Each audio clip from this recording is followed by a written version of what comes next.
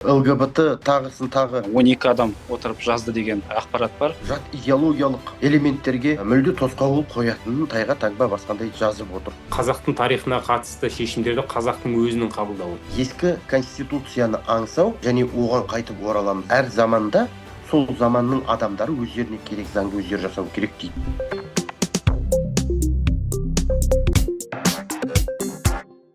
Қайырлы кеш, құрметті әріптестер, құрметті достар. Енді бүгін сағат 16:00-де конституциялық реформа туралы кеңестің тағы да бір ашық кезекті онлайн отырысы өтті.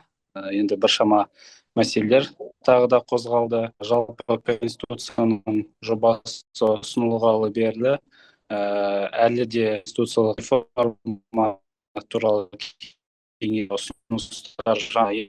Енді осы ретте қазіргі таңда сөйлер де болып жатыр. Сол конституциялық реформа және мүшелері де олардың астында мынау мекемелер де жатыр. Соның тұсында жаңағыдай бірнеше тағы да конституцияның жобасын талқылаулар жүрді. Енді осы бүгінгі кездесуімізге саясаткерлеріміз біздің Нұргелді Әбдіғаниұлы, журналист, саясаткер, және саясаткеріміз Асхат Қасенғали қатысып отыр. Енді сіздермен осы туралы тағы да бір пікір алмасып, қандай да бір жаңашылдықтар бар, осы турасында сөйлессек. Енді алғашқы сөз кезегі Нұргелді Әбдіғаниұлы. Жалпы конституциялық реформа бойынша комиссияның жұмысы басталғалы бері қоғамда қызу талқы, қызу пікір талас жүріп жатыр. Және бұндай пікір таластың, бұндай талқының болуы заңдылық, табиғи құбылыс деп айтар едім. Өздеріңіз жақсы білесіздер, Пәкістанға жасаған ресми сапарының аясында мемлекет басшысы Тоқаев Қасым-Жомарт Кемелұлы сұхбат беріп, сұхбатында Қазақстанда болып жатқан конституциялық реформалар, өзгерістер туралы өзінің ой пікірін бөлісті. Бүгін жария болған мәтін. Сол сұхбатында президент былай деп айтады: қазір біз саяси жаңғырудың мүлдем жаңа кезеңіне қадам бастық дейді. Конституциялық реформалардың аясында ең басты өзгерістердің қатарына бір палаталы парламент, яғни құрылтайдың құрылуын, халық кеңесінің құрылуын, вице-президент лауазымының тағайындалуын атап айтады. Және конституцияда адам құқықтары мен бостандықтары мемлекеттің негізгі бағыты ретінде жарияланғанын тілге тиек етеді. Сонымен қатар Қазақстан бейбітшілік пен ынтымақ пен бірліктің этнос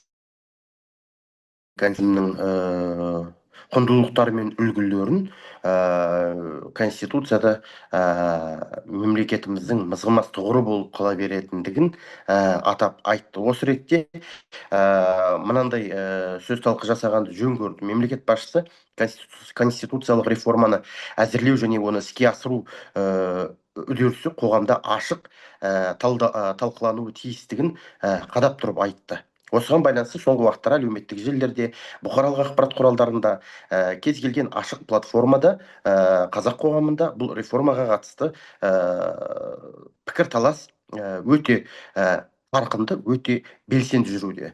Жасыратын жоқ, айтылып жатқан сындар да аз емес.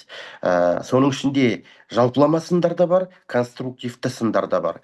Бұндай пікір таластың болуы бұл заңды құбылыс, табиғи процесс, қалыпты үдеріс. Сонымен қатар, мына дүниені айта кетуіміз керек, реформаның мазмұны мен бағдарын толық түсінбей отырған азаматтарда баршылық осы қалың бұқараның ішінде. Сондықтан президент айтқандай ашық пікір талас, түсіндіру жұмыстары реформаның мәнін күшейтпесе, қоғамның сенімін арттыра түспесе, кемітпейді еш.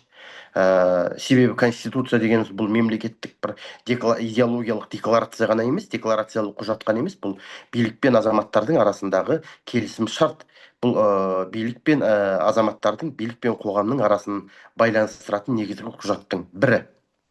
Бүгін мен өзімнің сараптамалық материалымда ақш президенті болған Томас Джефферсонның сөзін реплика ретінде қолдандым. Джефферсонның мынандай бір сөзі бар: 20 жастағы жігітке 12 жасындағы бешпентін кигізуге болмайды, аяқ қолы сидиіп шығып тұрады дейді.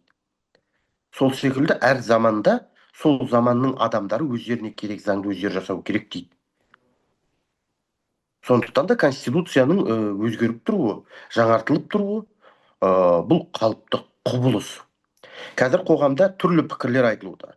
Кейбір азаматтар 93 жылдың заңына, конституциясына қайта оралу туралы бастама көтеріп отыр. Бұл ретте мен саясаткер Дос Көшім мырзаның пікірін құптаймын. Өйткені бұл 33 жыл бұрынғы заң, бұл ескірген заң, бұл тәуелсіздік алғашқы елең-алаң жылдарында қабылданған заң. Сол кездегі мемлекеттік идеологияға негізделіп жасалған заң. Ал бүгін заман басқа, қоғам басқа, уақыт талабы басқа. Бүгінгі конституцияда, бұрынғы конституцияда, 93-ші, 95-ші жылғы конституцияларда мүлде көрініс таппаған цифрлық қауіпсіздік дейтін мәселе. Бұл бүгінгі күннің талабы. Ал бүгін қабылданып жатқан конституцияда өзгерістер мен толықтырулар енгізіліп жатқан конституцияда тайға таңба басқандай осы цифрлық қауіпсіздік, интернет алаяқтықпен күрес дейтін бүгінгі қоғамның, бүгінгі күннің ең өзекті мәселелерін жауап беретін, соның үдесінен шығатын тармақтар енгізілуде.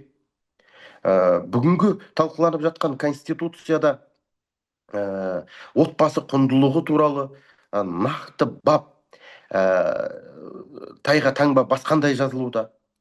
Отбасы деген бұл ер мен әйелдің заңды некесі екендігі конституцияда көрініс таппақшы. Бұл деген сөз Қазақстан жаңағы аралас жынысқа, жаңағы ЛГБТ тағысын тағы жат идеологиялық элементтерге мүлде тосқауыл қоятынын тайға таңба басқандай жазып отыр. Сондықтан біз бүгінгі күннің, бүгінгі заманның, бүгінгі қоғамның талап үдесінен шығатын жаққа қарай бет бұруымыз керек. Ескі конституцияны аңсау және оған қайтып ораламыз деу, қатты айтқан кезде бұл кері кету деген сөз. Субъективті пікірім. Бұл бір. Екі, жобаның жалпы мазмұнына қарасақ, Қазақстан жоспарсыз реакциялардан гөрі ережелерге сүйенген мемлекет болуға ұмтылып отырғанын аңғаруға болады. Бұл жалпы преамбуланың толық мазмұнына қатысты. Процедуралар нақтыланды, конституциялық бақылау күшейді, цифрлық шындық ескерілді. Бүгінгі жоғарыда айтқанымдай, институттардың жұмысы алдын ала болжанатын жүйеге көшті. Шындап келген кезде әсірелемей, бұл посткеңістіктегі сирек кездесетін бір бетбұрыстардың бірі. Мысалы, жоғарыда айтқан цифрлық қауіпсіздік дейтін мәселе бұл посткеңістікте, соның ішінде мына орталық Азия географиялық аймағында алғашқылардың бірі болып конституцияға енгізгелі отырылған бастама. Десе де, мына дүниені баса назарға алуымыз қажет. Қағаздағы конституция және ережелер бұл қағаздағы қағаздағы тәртіп қана емес, қағаздағы тәртіп автоматты түрде өмірде әділеттілікке айналады деген сөз емес. Өйткені конституцияның мәтіні бұл мәтіннің сапасы, конституцияда не жазылғаны бұл тек бастамасы ғана. Ал оның мазмұны, оның заңдарының қалай жазылатыны ең басты мәселе осы. Және одан да маңызды дүние сол жазылған заңдардың қалай орындалатыны. Өйткені бұл заңдар қоғамдық тәртіпті реттеуші ең басты құжат болмақ. Қоғам пікірін ашық айтсын деді президент. Солай болуы керек те, солай болып та жатыр. Осы ретте қоғамдық пікір таласты ескере отырып, жаңағы жоғарыда айтқанымдай, бұл қоғамдық пікірталастың ашық бола түсуі, бұл конституциялық жобаның, преамбуланың, конституцияның өзін күшейтпесе әлсіретпейтін қадам. Сондықтан алдағы уақытта осындай ашық талқылаулар әлі де жалғасуы тиіс деп есептеймін. Өйткені қоғам әлі толық ақпараттанып болды деп ойламаймын. Қазірдің өзінде жаңа конституцияның преамбуласы жарияланғанға дейін 2000-нан астам ұсыныс түссе, осы преамбула жарияланғаннан кейін ашық қоғамдық талқыға түскеннен кейін де қоғамдық ұйымдар, белсенді азаматтар тарапынан, түрлі бастамашыл топтар тарапынан конституциялық комиссияға түрлі өзгерістер мен ұсыныстар келіп түсуде. Және өзіміздің айналамыздағы саясаткер, белсенді, қоғам белсендісі болып конституцияға бей-жай қарамай отқан азаматтардың тарапынан қосалқы ұсыныстардың енгізіліп, және оның комиссия қарауына алынғанын көріп біліп отырмыз. Демек, біз бүгінгі 21 ғасырдағы, бүгінгі 2026 жылдағы Қазақстанның конституциясын, ең мықты конституциясын жазып шығарғымыз келсе, онда қоғамдық ұсыныстар мен пікірлер әрдайым ашық айтылу керек, және олар ескерілу керек деп есептеймін. Сөзімнің түйінінде мынандай ғана сөзді айтқым келеді. Кез келген конституция бұл жаман жазылмайды. Кез келген конституция жақсы жазылады. Мәселе оның жақсы болу-болмауы оның орындалуында деп есептеймін. Әзірге қысқаша ойым осы. Рахмет, Біргелді мырза. Енді бүгінгі конституциялық кеңесші, конституциялық реформа жөніндегі комиссияның орынбасары, комиссия жетекшісінің орынбасары Ерлан Карин мырза былай деп айтты: қазіргі жазылған конституция, жазылып жатқан нұсқасы ұсынған конституция бұрынғы конституцияға қараған кезде жаңағыдай барлық жасқа да, егде жастағы азаматтарға да, жас азаматтарға да барлығы түсінікті тілде жазылды. Себебі бұл жерде заңгерлер де, сонымен қатар жаңағы тіл мамандары да екеуі бірлесе отырып жұмыс жасады деп. Енді осы кезге дейін жаңағыдай осы саясаттың төңірегінде жүрген азаматтармен, заңгерлермен сөйлескен кезде алдыңғы конституцияны 12 адам отырып жазды деген жаңағыдай не бар, ақпарат бар. Ал бүгінгі таңда жазылып жатқан конституция бұл 130 адам тікелей қатысуымен, одан бөлек 2000-нің үстінде жаңағы ұсыныс пікірлер бар. Одан бөлек жаңағы осы 130 адамның артында тұрған үлкен жаңағыдай әріптестері, яғни коллективі дейді ғой, саяси партиялар бар, солардың мүшелері барлығын талқылауынан өткен, ой елегінен өткен кәдімгі тұшымды ұсыныстар. Сол осы бағытта жаңағыдай бұл жаңадан туындап жатқан конституция біздің барлық қажеттілігімізді жабады деп ойлаймын. Енді келесі сөз кезегін біздің саясаттанушы Асхат Қасенғали мырзаға ұсынғым келіп отыр. Асхат мырза. Конституцияға байланысты қазір енді соңғы аптада өте қызу талқылаулардың жүріп жатқанын біз көріп отырмыз. Ол түсінікті де, себебі конституцияның жазылуы бұл жалпы енді өзіңіз айтқандай жаңағы 130 адамға ғана артылған жүк емес, жалпы бұл қоғамға, мемлекеттік институттарға, осы елде өмір сүретін 20 миллионнан астам тұрғынның барлығына бірдей әсер ететін құжат еді. Себебі осында жазылған ережелер, баптар біздің жүріс-тұрысымызды, жалпы өмір тынысымызды анықтайды. Сондықтан да әлбетте бұл конституцияның баптарын жаңағы ортаға салып талқылап жату және оған реакция білдіру бұл өте дұрыс және заңдылық. Себебі қазіргі енді реакцияны қандай деңгейде білдіреді? Әрине ол әлеуметтік желілер арқылы, себебі заманның талабы сол. Мысалы енді сәл тарихи шегініс жасайтын болсақ, 95 жылғы конституцияны қабылдайтын кезде Қазақстанда 32 мыңға жуық кездесулер өтті. Енді ол қазір кейбір азаматтар айтады, неге сонда кездесулер көп жоқ деп. Оның кездесулер неге олай өтті? Себебі ол кезде әлеуметтік желі жоқ болды. Мәселе осында, иә. Әлеуметтік желі жоқ, тікелей эфир жоқ, 95 жыл қиын қыстау заман, тоқырау кезеңі. Сондықтан шалғай ауылдардан бастап ауданды және тағасындағыларды аралап жүріп, бетпе-бет тет-а-тет форматта кездесу өткізулерге жаңаға тура келді. Қазіргі уақытта да ондай кездесулер жоқ емес, ондай кездесулер бар. Конституциялық комиссияның мүшелері жаңағы тек қана залда отырып бұл заңды талқылап жатқан жоқ. Одан бөлек жаңағы кездесулерге де барып жатыр, түсіндіру жұмыстарда жүзеге асуда. Тек қана конституциялық комиссияның мүшелерінің түрлі салаларында жаңағы халықпен кездесу, жастармен кездесу, егде жастағы азаматтармен кездесу өтіп жатыр. Себебі конституцияның жаңағы не үшін қабылданып жатқаны, бұл конституция неге өзгереді, оның преамбуласы қалай өзгерді, оны өзгерткенде жалпы қоғамға, мемлекеттің тұрақтылығына, оның унитарлығына ол қалай тұрғыдан, саяси тұрғыдан түсіндіріледі. Сондықтан бұндай болып жатыр. Бұндай кездесулердің әлі де болатынын айту керекпіз. Бұл бір.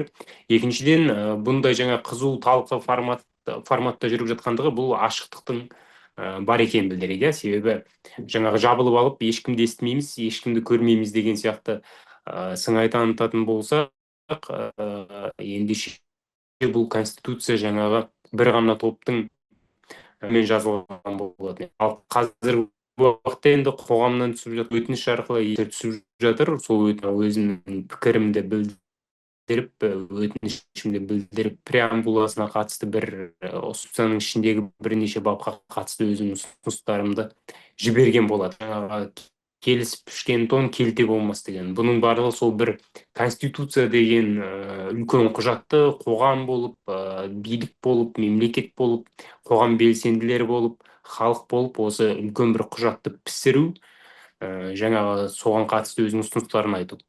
Конституцияға жалпы айтқан кезде, бұндай талқыларды көрген кезде бір қуанатын дүние, өзімнің жеке субъективті көзқарасымда, ол мына қазақтың тарихына қатысты шешімдерді қазақтың өзінің қабылдауы.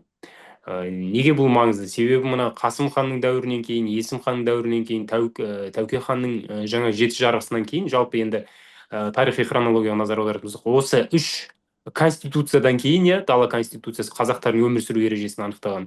Біздің далада осы үш заңнан кейін жаңағы жалпы қазаққа орта заңдарды басқа мемлекет жазып берді. Яғни бізді бодан қылған жаңағы солтүстік көршіміздің шешімімен біздің тағдырымызға қатысты шешімдерді солар қабылдады.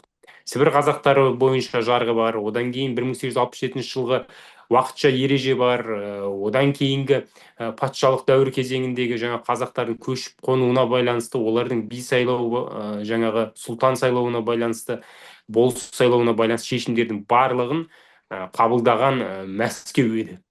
Яғни патшалық Ресей еді. Ал енді одан кейінгі кезеңдерде, КСРО кезеңінде өздеріңіз білесіздер, шешімнің барлығы ол жаңағы сол Кремль жақтан қабылданған. 1937-38 жылдардағы конституцияны талқылау, 78 жылы конституция деген сияқты.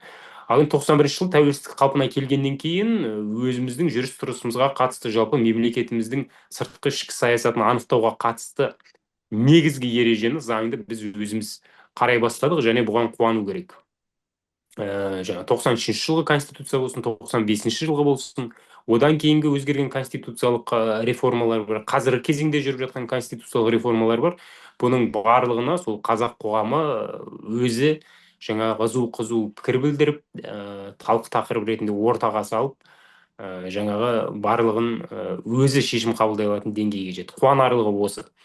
Әлбетте енді бұл конституциялық жоба тәл қазір осы ұсынылған кейпінде қабылданады деп ойламаймын. Неге? Себебі қоғамнан әлі де ұсыныстар түсіп жатыр, қоғамнан әлі де пікірлер білдірілуде, әлі де мына жерін былай өзгерту керек, әлі де мына жерін былай түзеу керек деген сияқты жаңа реакциялар болып жатыр. Сондықтан конституциялық комиссияның мүшелері осы қай мәселе ұсынылған жаңа жобада халықты көбірек алаңдатып отыр деген сұраққа үңілмейді емес үңіледі, және соған байланысты жаңағы тағы да бір өзгертулер, түзетулер енгізіп қалар деген сондай пікірім бар. Рахмет, Асхат мырза.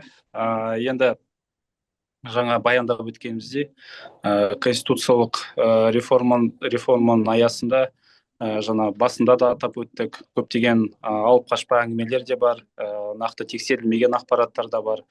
Енді бұлардың барлығы да жаңағыдай конституциямен кейбір азаматтардың толыққанды өздерінің таныспағандығының бір көрінісі деп айтуға болады. Себебі айтып жатқан мәселелері жаңағыдай конституцияда ақ қағазға жаңағыдай қаламмен жазғандай барлығы анық көрініп тұр. Енді осы орайда жаңағыдай Эльвира Азимова ханымның бүгінгі баяндамасында жаңа өтініш арқылы 4 мыңнан астам ұсыныс келіп түсті деді. Яғни осы бір 2 аптаның ішінде тағы да 2000 өтініштің үстіне тағы да 2000 өтініш түскен. Бұл ашықтықтың, жалпы азаматтардың бұл конституциялық реформаға бей-жай қарамайтындығының бір анық көрінісі. Енді уақыт бөліп қатысқандарыңызға көп рахмет айтамыз. Әрбір азаматтарымыз конституциялық реформа бойынша өздерінің пікірлерін, ұсыныстарын білдіретін кезде сонымен толық танысып алып, тексерілген ақпаратты өздері оқып, өз ой електерінен өткізгеннен кейін нақты бір ұсыныстар, пікірлер білдірсе екен деген бір ниет тілегіміз бар. Енді әріптестер, келесі кездескенше күніміз жақсы болсын, сәтті болсын, елімізде тек қана бейбітшілік заман болсын. Рахмет.